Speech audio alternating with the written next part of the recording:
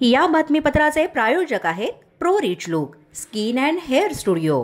नमस्कार, पोलीस माझा न्यूजच्या बातमीपत्रात आपलं मनापासून स्वागत। पाहूयात काही विशेष घडामोडी।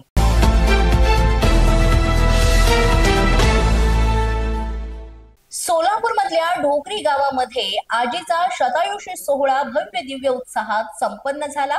हरिनाम संकीर्तनानं इथं जल्लोष साजरा करण्यात आला। हरिनामाच्या गजरात शतायुषी आजीबाईंना गौरव करण्यात आलं आणि यावेळेस ग्रामस्थांची मोठी उपस्थिती होती।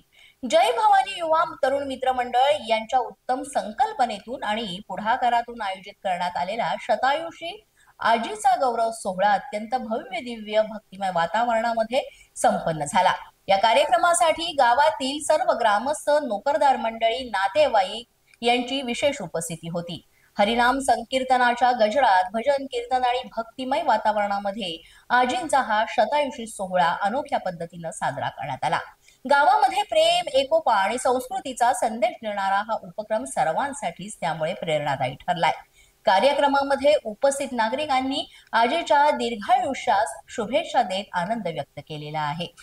या यशस्वी कार्यक्रमासाठी जय भवानी युवा तरुण मित्र मंडळातील प्रकाश गोकुळराव सांगवे, भैरव शिवाजी सांगवे, नितीन सांगवे, मच्छिंद्र सांगवे, सूरज महानवर, सूरज पाटील, रोहित सांगवे, राहुल सांगवे, भाऊ महानवर, तुकाराम खरात, राहुल खरात, देवीदास पाटील, भागवत पाटील, सिद्धेश्वर सांगवे, गणेश सांगवे, साईनाथ बोरकर, माऊली सलगर आणि करण सांगवे या सर्वांच्या एकत्रित प्रयत्नांमुळे हा सोहळा यशस्वी आणि संस्मरणीय ठरला।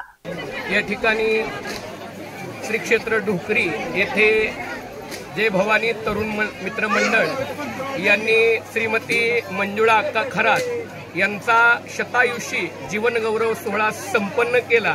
खरोखर हे एक आगळ्या वेगळ्या प्रकारचा उपक्रम या ठिकाणी या तरुण मित्र मंडळीने राबवलेला आहे।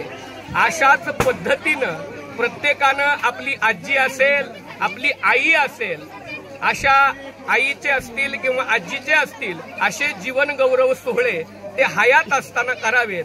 कारण भारतीय संस्कृतीमध्ये हा माता पितर दैवत मानलेलं आहे। त्यामुळं असणारा यांचा जो सोहळा आहे ते हयात असताना व्हावा ही संतांची परंपरा आहे आणि ही आगळ्या वेगळ्या पद्धतीनं ही संस्कृती या मुलांनी जपल्याबद्दल या ठिकाणी त्यांच्याकडून असंच कार्य घडावं हीच पांडुरंगाचरणी प्रार्थना करतो। या ठिकाणी महाराष्ट्रामध्ये पूर्वी वर्ष श्राद्ध असेल, पुण्यतिथी असेल, असे आपले पूर्वज, आजी आजोबा, आई वडील गेल्यानंतर त्यांच्या नावानं उत्सव करण्याची पद्धत होती। परंतु कर्नाटक राज्यामध्ये आई वडील, आजी आजोबा हयात असताना त्यांच्या याच देही याची डोळा ही परंपरा साजरी करण्याचा उत्सव त्यांनी चालू केला। कारण गेलेले आई वडील आपल्या मुलांनी किंवा आपल्या नातवांनी काय केलंय हे पाहायला पुन्हा येणार नाहीत, म्हणून आई वडिलांच्या हयातीतेमध्ये हा सोहळा व्हावा ही संतांनी सुरू केलेली परंपरा या कारणामुळे आहे। या ठिकाणी खरोखर ही एक प्रकारचं या कलियुगाचं महात्म्य आणि मनुष्याच्या चुकीच्या दैनंदिन जीवनाच्या व्यवस्थेमुळं आणि व्यसनाधीनतेमुळं अलीकडं खरोखर पाहिला गेलं तर 8 वर्षाच्या मुलीला अटॅकचा झटका येतोय आणि 12 वर्षाच्या 16 वर्षाच्या मुलाला शुगर सारखा आजार होतोय। याचं कारण फक्त एकच आहे की आपण विषयुक्त अन्न खातोय।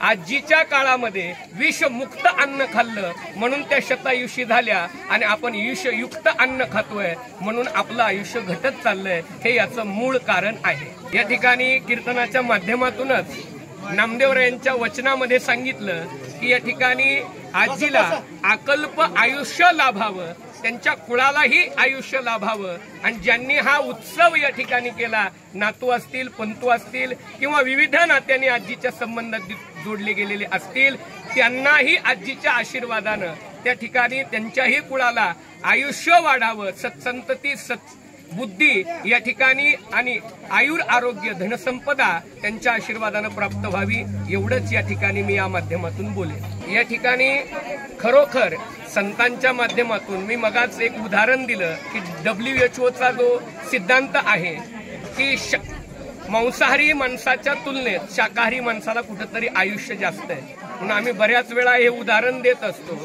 की 1 लाखाची 2 चाकाची गाडी ती पेट्रोलची गाडी असते। पेट्रोलच्या गाडीमध्ये आपण डिझेल कधी टाकत नाही, कारण ती गाडी खराब होईल, भगवान परमात्म्यानं दिलेला हा कोट्यावधी रुपयाचा देह आहे, पण याच्यात नको नको ते आपण टाकतो, त्यामुळं ते आयुष्य आपलं संपत चाललेलं आहे. जर माणूस खरोखर व्यसनाधीनतेपासून दूर झाला आणि त्यानं शरीर संपत्ती जर जपली तर माणसाचं आयुष्य वाढल्याशिवाय राहणार नाही. संतांच्या माध्यमातून हे माणसानं शिकावं, एवढा संदेश या माध्यमातून देतो. पोलीस माझा न्यूजच्या या बातमीपत्रात आज इतकंच. तुम्हाला आमचं बातमीपत्र कसं वाटतंय याबाबत अवश्य अभिप्राय कळवा. यासाठी पोलीस माझा न्यूजचं युट्यूब चॅनल सबस्क्राईब करा. तसंच आमचं फेसबुक, इंस्टाग्राम आणि ट्विटर अकाउंट फॉलो करा. अधिक माहितीसाठी आमच्या www.policemazhanews.com या वेबसाईटला भेट द्या. आमचे अधिकृत प्रतिनिधी व्हायचे असेल तर स्क्रीनवर दिलेल्या क्रमांकांवर आजच संपर्क साधा. आजच्या बातमीपत्रात इतकंच. पुन्हा भेटूया पुढील बातमीपत्रात. तोपर्यंत पाहत रहा पोलीस माझा न्यूज.